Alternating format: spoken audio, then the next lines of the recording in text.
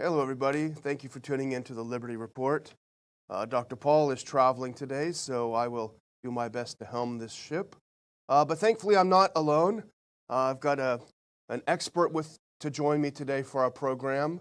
Our program today is actually about the Section 702 FISA Court Amendments. That may sound like a mouthful, but it's actually something that's very important and very simple to understand. To help us understand it, I've got Patrick Eddington joining us. Patrick is a policy analyst and expert in Homeland Security and Civil Liberties at the CATO Institute. Before that, he spent 10 years working on Capitol Hill for Representative Rush Holt, who was one of the better champions of civil liberties on the Hill, I have to say.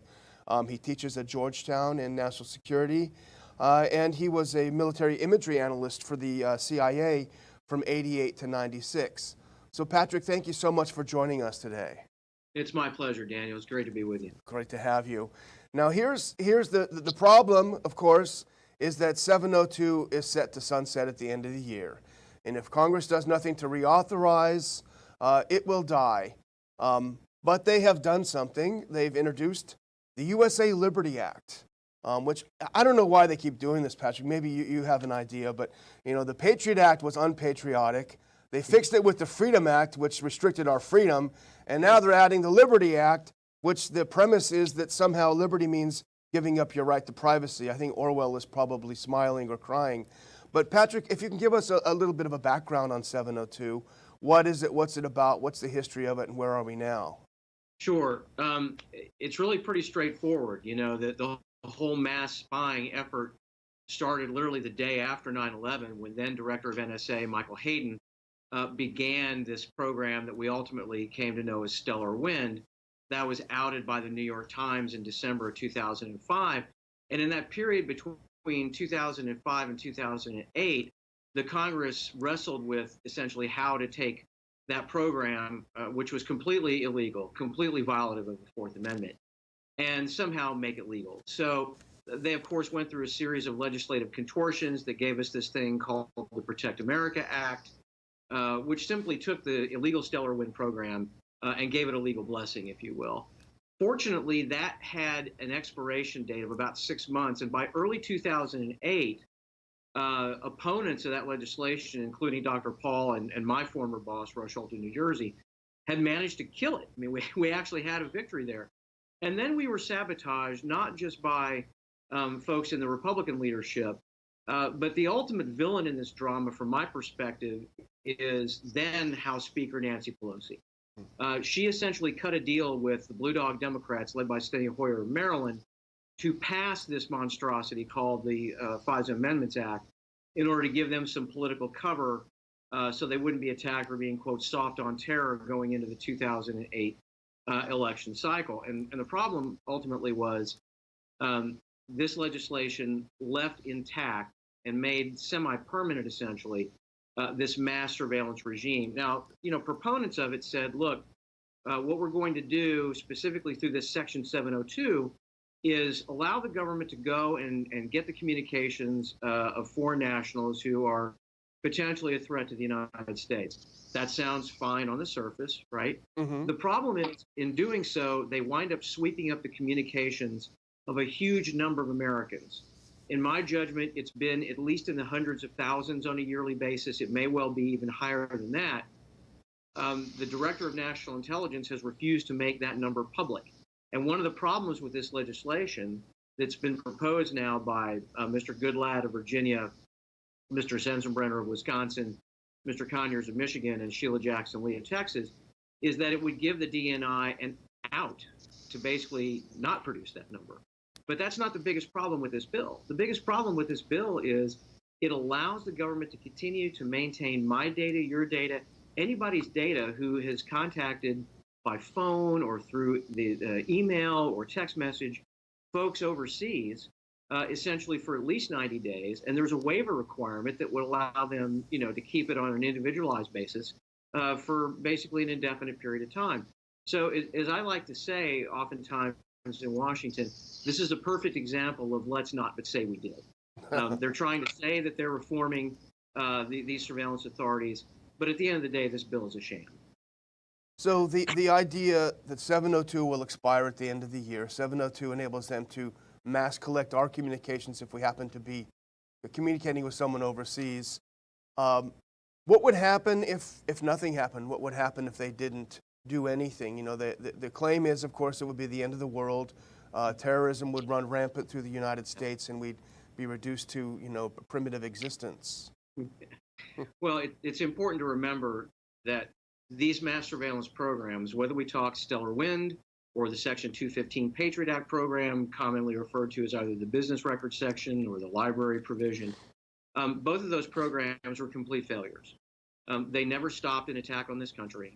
They were constitutionally violative, and they wasted literally millions and millions of taxpayer dollars. And in my judgment, this program, the 702 program, has been no different. And I think it was very revealing, Daniel, that at the end of September, when the Office of the Director of National Intelligence and the Director of NSA and folks over at the Department of Justice, they put on this big push with the press here in Washington. They brought them to a special pen and pad, a kind of a semi-off-the-record thing, where they allegedly revealed some additional examples of 702 supposedly being this big success. And they did not produce a single example of 702 stopping a terrorist attack on this country. Not a single one. So the idea that if this program goes away, we're somehow going to be laid waste by ISIS wannabes is just another example of the kind of post 9/11 fear-mongering that we really need to get past. Yeah, it does seem that we've become the targets. We certainly learned a lot from Snowden in that front. But you know, you have a piece that you put up at CATO, and we, thankfully, because you have Creative Commons, we put it up on the Ron Paul Institute side as well. And I think you did a really good, quick and dirty take on the first sight of the new bill, the USA LIBERTY Act. And you had three main early objections. Hats off to you for being able to read that. I looked through it again this morning, and it reminded me of the worst parts of Capitol Hill, you know. Strike comma in line 48 and add, you know. But your three objections, I think, and you went over one of them, but let's just go over them one by one just quickly. Sure. First is the mandatory data destruction is not mandatory. Yeah. And it almost sounds to me like it's a pre-crime in a way that they can collect and keep all this data in case at some time in the future you become an enemy of the state. Like it's a pre-crime in a way that they can collect and keep all this data in case at some time in the future you become an enemy of the state or something. Tell us why you think this is a problem. Well, you know, the fundamental problem. Tell us why you think this is a problem. Well, you know, the fundamental problem here is that they shouldn't be collecting and storing and searching through the communications of innocent Americans. You know, I think all of them here is that they shouldn't be collecting and storing and searching through the communications of innocent Americans. You know, I think all of us want them to actually be able to identify real bad actors and prevent them from doing harm here in the United States. Absolutely. I think we're all in the same, you know, I think all of us want them to actually be able to identify real bad actors and prevent them from doing harm here in the United States. Absolutely. I think we're all on the same, you know, I think page about that. Oh, yeah. The problem is when you allow the government to sweep up this amount of data, and it's done at this point in a relatively indiscriminate way, what they kind of argue is, well, you know, somebody might wind up being a problem later on down the road, and we might find some things, you know, in the future. And so this is the kind of, you use the pre-crime analogy, and I think it's a really good one. It's a presumption that people are guilty until proven innocent, which, as you know, is a very Soviet way of kind of looking at things. So they have no business keeping my data, your data, anybody's data, who is not the actual subject of an authorized criminal investigation. They simply don't. And this legislation would allow them to continue to do that minimally for 90 days. And if they get a waiver from the DNI, and I don't care how specific they have to be, it's still just a paperwork exercise, right? Yeah. So there's no provision in here that says Congress can, in 15 days, you know, agree that you know, we're not going to allow you to do this. You know, there are no caveats like that in this legislation. So it really is just a paper exercise as far as I'm concerned. Now, Patrick, you used a word I think that's so apropos. You talked about the Soviet system.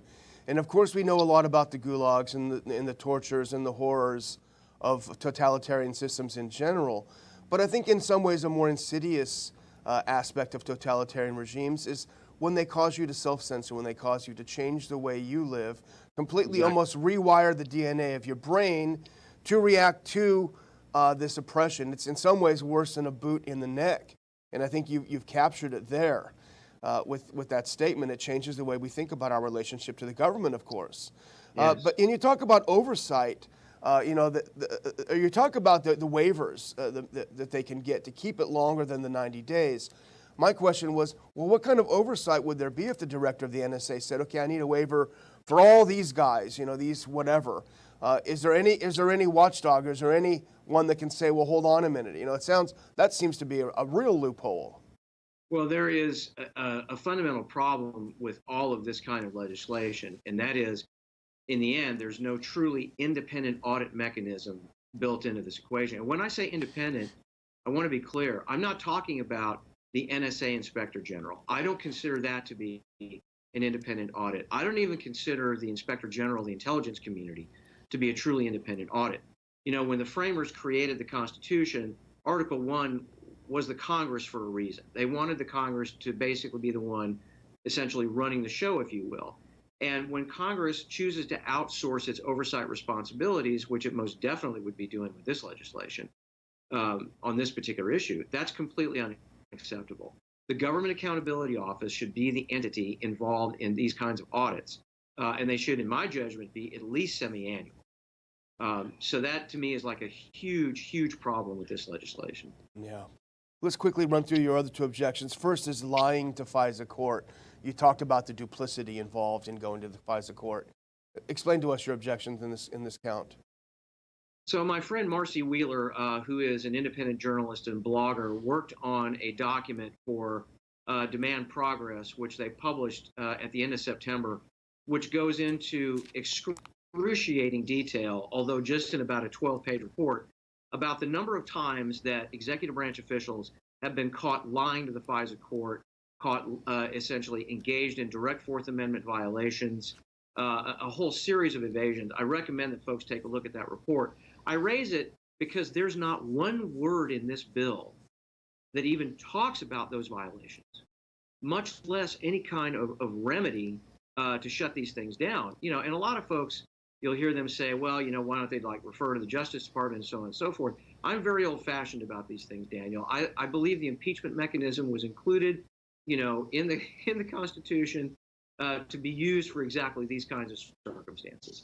If folks are going to come from DOJ and NSA and lie to the FISA court, and then the court is not going to impose criminal sanctions, which they should in each and every one of these cases where these folks have been caught lying, then it seems to me that it's Congress's responsibility to identify the guilty executive branch officials and impeach them and remove them from office. And that is nowhere to be found. No kind of policing mechanism is to be found in this legislation. Otherwise, we're just a banana republic, if they can do this.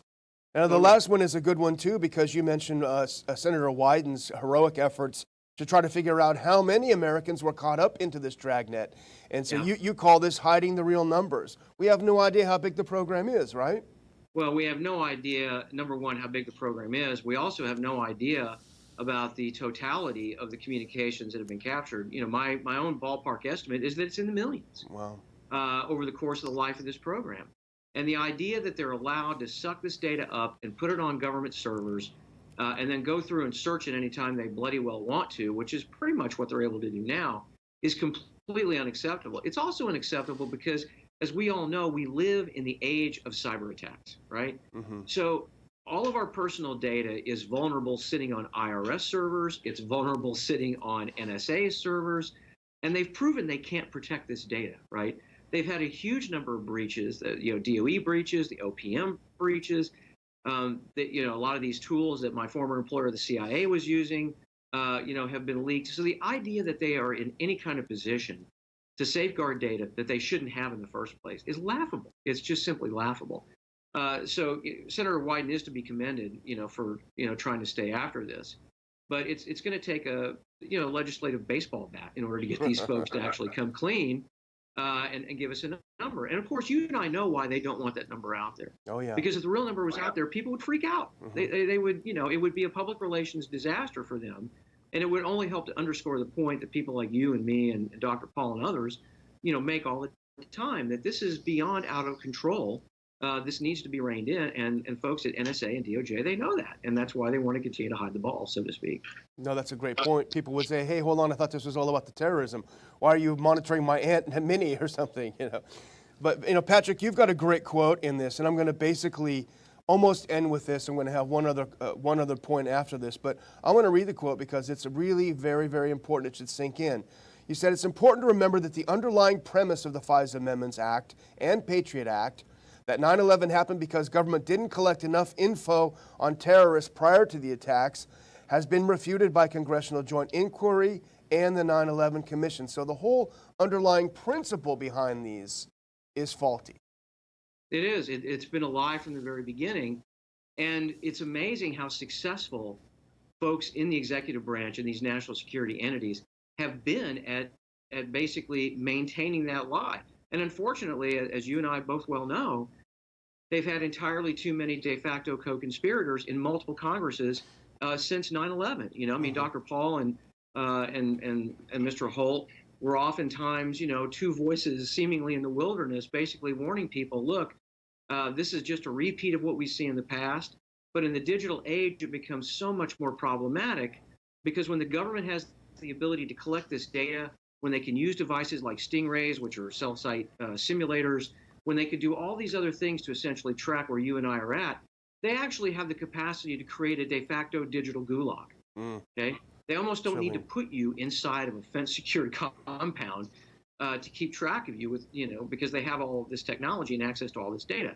And that is truly dystopian, and it is completely antithetical to what the founders would have wanted. I'm confident that if the man who put their name on the Declaration of Independence were alive today and they saw this going on, they would already have organized a resistance to this. I mean, and we'd probably be in a very different place, quite frankly. But there's so much that's happened to our country, as you and Dr. Paul and others have talked about over the course, the last, probably 100 years, where we simply, as a nation, have ceased to value freedom in so many ways. We've ceased to value liberty. And people continue to engage in this false dichotomy that, well, somehow there's this balancing act between security and liberty. But as you and I and Dr. Paul know, the founders understood that if you could not be safe from your own government, you could never be free, right? And that's exactly where we are today. And that's why this is such a critical inflection point in our history, and why, ensuring that something like this is not allowed to continue is so incredibly important for anybody who cares about American liberty. Well, Patrick, a lot of people are going to listen to your last very eloquent couple of points, and they're going to be angry, and they're going to say, what the heck can we do? We're furious about this. We want to do something. You and I both spent a lot of time on the Hill. A lot of people say, hey, what's the point? It's not going to make any difference if I call my rep. My experience has been different. I don't know how it was in Mr. Holt's office. It may not have changed Dr. Paul's votes on issues that he was philosophically opposed to, but we certainly took notice. What would you recommend that people do who've listened to what you've said, they're as frustrated as we both are about this, and they want to do something? Well, I will say that, from a CATO perspective, we can't take pro or con positions on legislation because of our IRS status. But I will say, us too, yeah, of course. Yeah, but I will say that, as a former Hill staffer, I cannot emphasize enough just exactly how much of an effect it really can have to sit down directly with your member of Congress and make it explicitly clear to them that this is completely unacceptable to you. And frankly, the larger the numbers that you ultimately come in with, the better off you are. And a lot of people, I know it's like, why should I bother to go to a town hall? I'll tell you something.